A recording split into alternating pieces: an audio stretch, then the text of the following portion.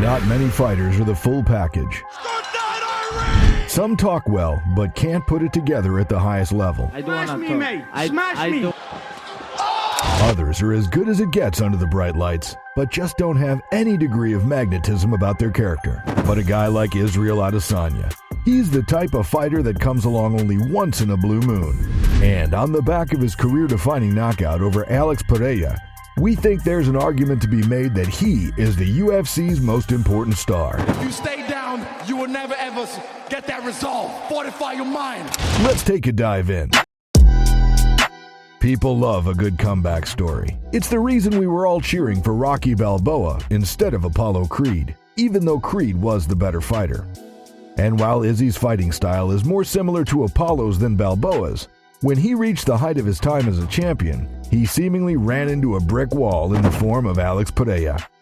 All of a sudden, one of the most celebrated fighters of his era was in danger of being shut out of his own division by the one man in that top 15 that he couldn't beat. And oddly enough, Pereira was a guy who seemed like he would lose to the Whitakers, Vittoris, and the other wrestlers of the weight class. It was like a tailor-made bad matchup that had swooped in like a nightmare and stolen everything Izzy had worked for. And with Pereira sitting pretty at 3-0 over Adesanya across two different sports, it was pretty natural to wonder whether Israel even had what it took to beat this guy. Sure, he had won the vast majority of the rounds he had spent inside the cage with Poatan, but no matter how solid he was looking, Pereira just kept finding a way to his chin. And that had to have played on Izzy's mind. So, what did he do?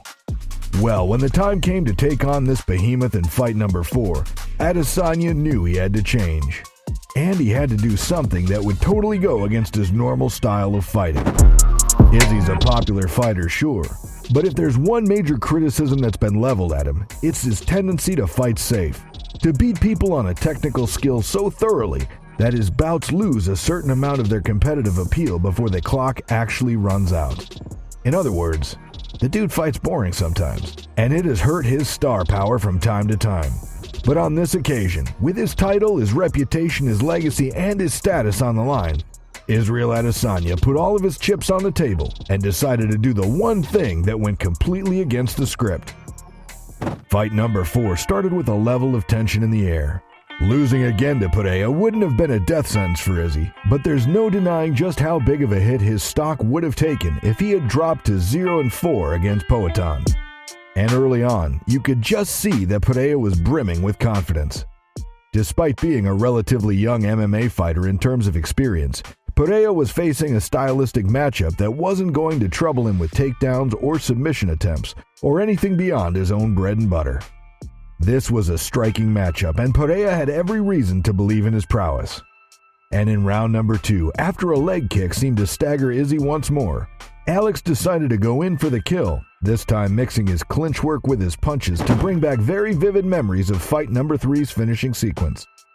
He wasn't exactly throwing caution to the wind, but Pereira was going for it. But Izzy, as it turned out, was waiting for this.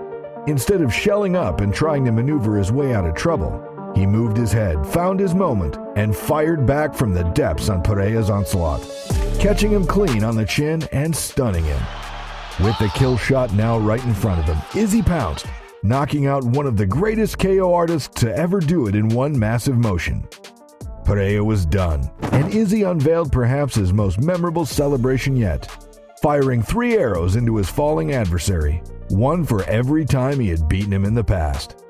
And just like that, Israel Adesanya, a longtime champion of the middleweight division, had launched himself into another level of star power entirely.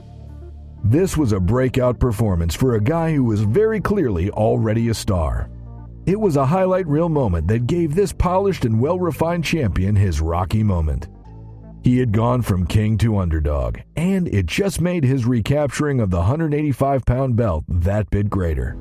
The fans gravitate towards a star who hits that perfect mix of charisma, confidence, and cool, with proven results in the cage. And like any budding star in the fight game, every single highlight reel moment only adds to the overall legacy, but also the current popularity of the fighter in question.